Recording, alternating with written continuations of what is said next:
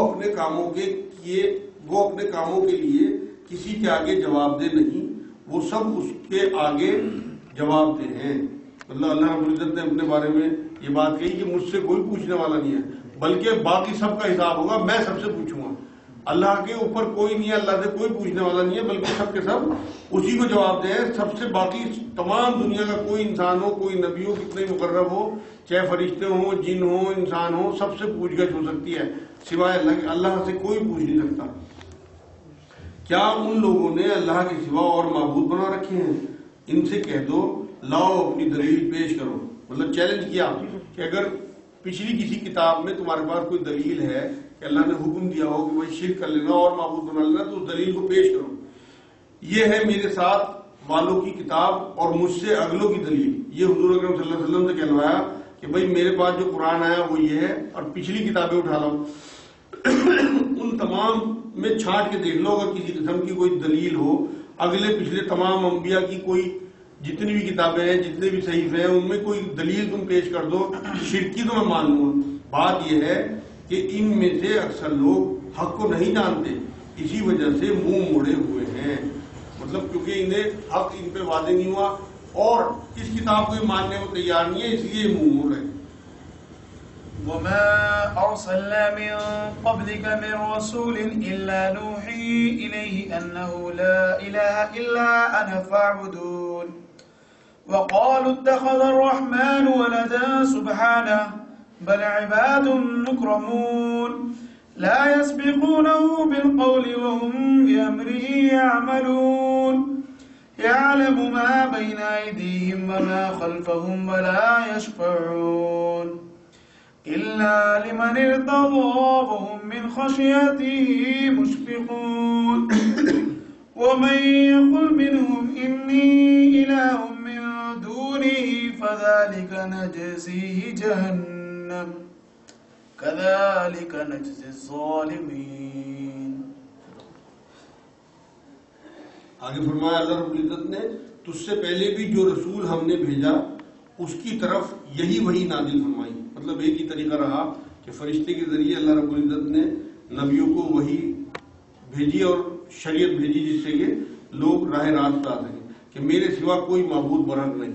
اور وحی میں یہی بات آتی تھی کہ اکیلا معبود اللہ رب العزت، مطلب توحید کی بات تمام رسول لے کے آئے، ایک ہی پیغام اللہ کی عبادت کا، اور توحید کی دعوت دی ہر پیغمبر نے، میرے سوا کوئی معبود برحق نہیں، بس تم سب میری ہی عبادت کرو۔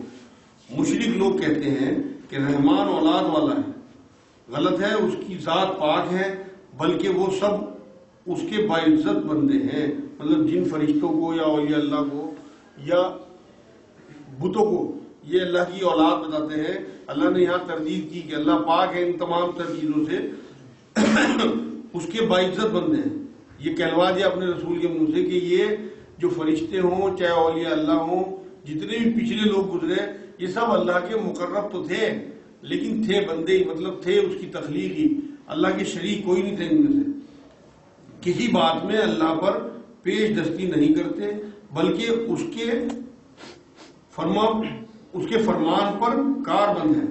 مطلب فرشتے ہوں یا اولیاء اللہ ہوں، فرشتوں کے بارے میں مطلب جتنی بات اللہ رب العزت نے کہہ دی، ان سے جتنا آرڈر دے دیا وہ اتنا ہی حکم بجا لاتے ہیں، اپنی طرف سے کچھ نہیں کر سکتے، کچھ نہیں کہہ سکتے، صرف اور صرف اللہ رب العزت کی طرف سے جو آرڈر ملے گا اسے پورا کریں گے۔ جب فرشتوں کے اختیار کے بارے میں ذہن میں بات آتی ہے، یہ جو ہماری پڑوسی قوم ہے جس ملک میں ہم رہتے ہیں، ان میں جو دیوی دیوتاؤں کا تصور آیا وہ اسی طرح سے آیا کہ فرشتوں کو ذرا سا بھی اختیار ان لوگوں کے ذہن میں امیج انہوں نے بنائی اور دیوی دیوتا بنا لیے۔ فرشتوں کو کوئی اختیار نہیں ہے، بالکل انسان کو اختیار ہے، جنوں کو اختیار ہے، فرشتوں کو کوئی اختیار نہیں۔ فرشتے جسٹ لائک ٹیپ ریکارڈر ہیں کہ جتنی آپ نے بھر دی اتنی ہی جواب مطلب آپ کو مل سکتا ہے، جس طرح سے اللہ رب العزت نے انہیں آرڈر دے دیا، جتنا حکم دیا اتنی بات وہ کر سکتے ہیں۔ وہ ان کے آگے پیچھے کے تمام امور سے واقف ہیں، وہ کسی کی بھی سفارش نہیں کرتے بجز ان کے جن سے اللہ خوش ہو، وہ تو خود ہیبت الہی سے لرزہ ترساں ہیں۔ مطلب اللہ رب العزت جنہیں پسند کرے گا اور جن کے بارے میں سفارش کا حکم دے گا، فرشتے بھی اسی کی سفارش کر سکتے ہیں۔ اس آیت سے یہ بات بھی ثابت ہوئی کہ انبیاء اور نیک لوگ، ان لوگوں کے ساتھ ساتھ فرشتے بھی سفارش کریں گے نیک لوگوں کی۔ یا وہ گناہگار جو فرما بردار ہوں گے. نافرمانوں کی سفارش کوئی نہیں کر پائے گا، لیکن ایسے گناہگار جنہیں توبہ کی توفیق ملے گی اور اللہ رب العزت کے فرما بردار ہوں گے، ان گناہگاروں کی سفارش فرشتے بھی کریں گے. فرمایا جن سے اللہ خوش ہو وہ تو ہیبت الہی سے لرزہ ترسا ہیں. مطلب فرشتے تو خود اللہ رب العزت کے خوف سے ڈرے رہتے ہیں. مطلب اس کی اتنی ہیبت ہے، اس کا اتنا جلال ہے. ان میں سے اگر کوئی بھی کہہ دے کہ اللہ کے سوا میں لائق عبادت ہوں تو ہم اسے دوزخ کی سزا دیں. مطلب اگر کوئی فرشتے کے منہ سے یہ بات نکل بھی جائے، وہ تو نکل ہی نہیں سکتی، مگر مثال دی کہ اگر کسی کے منہ سے بات نکل بھی جائے تو سیدھا دوزخ میں جائے گا. دوزخ کی سزا دیں. ظالموں کو اسی طرح سزا دیتے ہیں. مطلب جو بھی اس طرح کا ظلم کرے گا، سب سے بڑا جو ظلم ہے قرآن نے جو کہا ہے وہ شرک کو سب سے بڑا ظلم قرار دیا قرآن نے. تو جتنے بھی مشرک ہیں اس حساب سے ظالم ہے اللہ کی نظر میں. یہ تو اصل میں مسئلہ یہ ہے کہ ہم لوگوں کو عادت ہو گئی، اگر کسی کے گھر کے باہر مستقل گو کا ڈھیر لگا دیا جائے، کوڑی کا ڈھیر لگا دیا جائے تو کچھ دن تو اسے بدبو آئے گی، برا لگے گا، کچھ دن کے بعد اسے عادت ہو جائے گی اس کی. اسی طرح سے ہمیں ان بتوں کی عادت ہو گئی کہ ہم دیکھ کے ہمیں کوئی گھن نہیں آتی. ورنہ سب سے بڑی ضد جو ہے توحید کی وہ بت ہیں. حضور اکرم صلی اللہ علیہ وسلم نے جب اقتدار پایا تو سب سے پہلا کام یہی کیا کہ کعبے میں رکھے ہوئے بتوں کو گرایا سب سے پہلے. آپ یہ دیکھیے کہ کتنی ہمیں گھن آنی چاہیے ان سے، مگر ہمیں کچھ فرق ہی نہیں پڑتا کیونکہ ہمارے خون میں رچ بس گئی یہ سب چیزیں.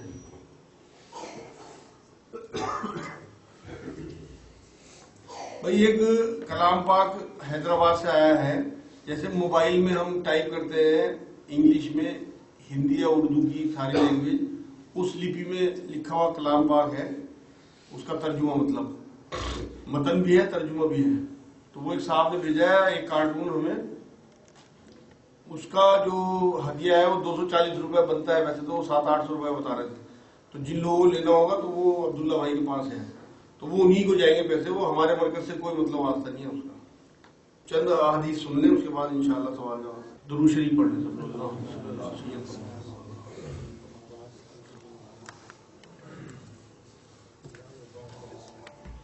حضرت ابو ہریرہ رضی اللہ تعالیٰ عنہ سے روایت ہے کہ رسول اللہ صلی اللہ علیہ وسلم نے ارشاد فرمایا کہ اللہ کے 99 یعنی 100 نام ہے، جس نے ان کو محفوظ کیا اور ان کی نگہداشت کی وہ جنت میں جائے گا.